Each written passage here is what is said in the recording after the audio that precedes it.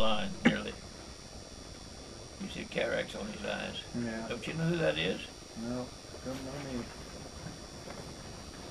I think I got one blind one, one deaf one. Yeah. So they're wearing that chair there. So you were saying your dad bought a farm and He's farming, and it was failure farming. Everybody failed. And then he got a job. Well, in, Donald worked for DuPont. He'd been in a job Yakima, Washington, okay. building a powder plant or something for DuPont. Then they built it, moved, transferred to Pryor. They built this big plant at Pryor. It covered 4 sections. Pryor. I mean the land, because they had these igloos where they put the powder, stored the powder. Yeah. It was making nitrocellulose powder, gunpowder. There, and it was big, and it was during construction, and that's when my dad called him one day and said the job was all of a sudden we were selling out. I stayed in the high school till the rest of the year with my grandpa Schmidt, grandma, and then I moved to Pryor. And that was my freshman year. Finished my freshman year in Pryor, Oklahoma, and it was a boom town.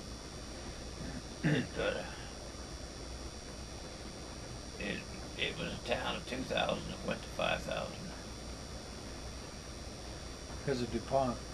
And then, but the first year there, but I was there April 27th, 1942. They had a tornado. Came right down Main Street, and we lived at one end of Main Street in a little old rock house. Killed 5 of our neighbors. The tornado came right down Main Street. That time was the biggest tornado in Oklahoma had. Yeah, wow. There were 58 killed. Oh. Tore the school down. They moved a bunch of old CC barracks. They used to my Uncle Russell worked for the Conservation Corps. That was kind of put young men to work. Yeah.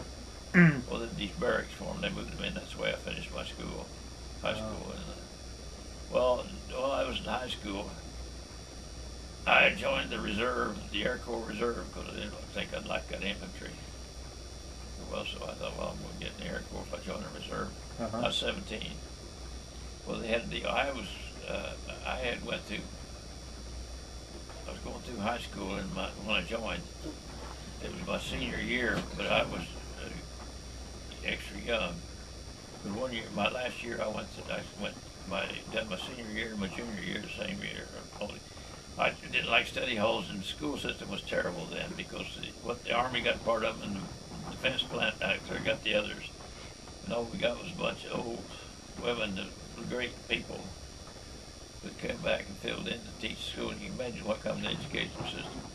Well, the Army sent me to New Mexico A&M. The 17-year-old was all 17. And we was taking, what the deal was, I read later, that the war had taken them out of college, and they weren't getting any college graduates in the Army because they was drafted before they ever got a chance to finish. Right. So we used to be navigators. And it was kind of a pre-engineering course, really, because they had the math and stuff that we had to have. And, well, I got to that. The war was over in Europe. So when I got to that, they sent me in the Army and put me in, as I turned 18, while they put me in the regular Army. Sent me to Las Cruces, not Las Cruces, Biloxi, Mississippi. Keiser Field, and the war ended while I was there. Oh, you were in Mississippi? Yeah. And they shipped us around, and sent us to gunnery school, which nobody ever knew. We never saw a gun all of the time I was there. And they shipped us up to Oregon, shipped us to Japan. We was one of the first occupations that came out of Japan. Were you in the Army? Army Air Corps there. We didn't have an Air Force then, it was Army Air Corps. Yeah. So my uncle was in, let me think, Luis was he was in Biloxi and in Japan. Which it's Keiser, Army Air Force. Yeah. But used to be just Keyser Field. Mm-hmm. Now it's Keyser Air Force Base or something. It's got a big name. It's real fancy. I went through there a few years back. I drove around out there and saw it.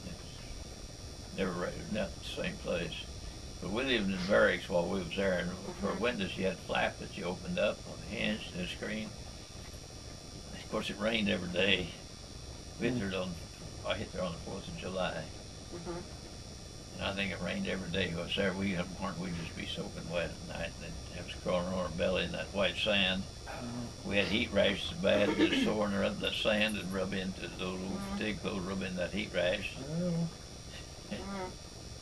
They didn't know what to do with it. They just tried to do something with the war was over. They wanted us, but that was a good experience. I was military. Let's see what I got done.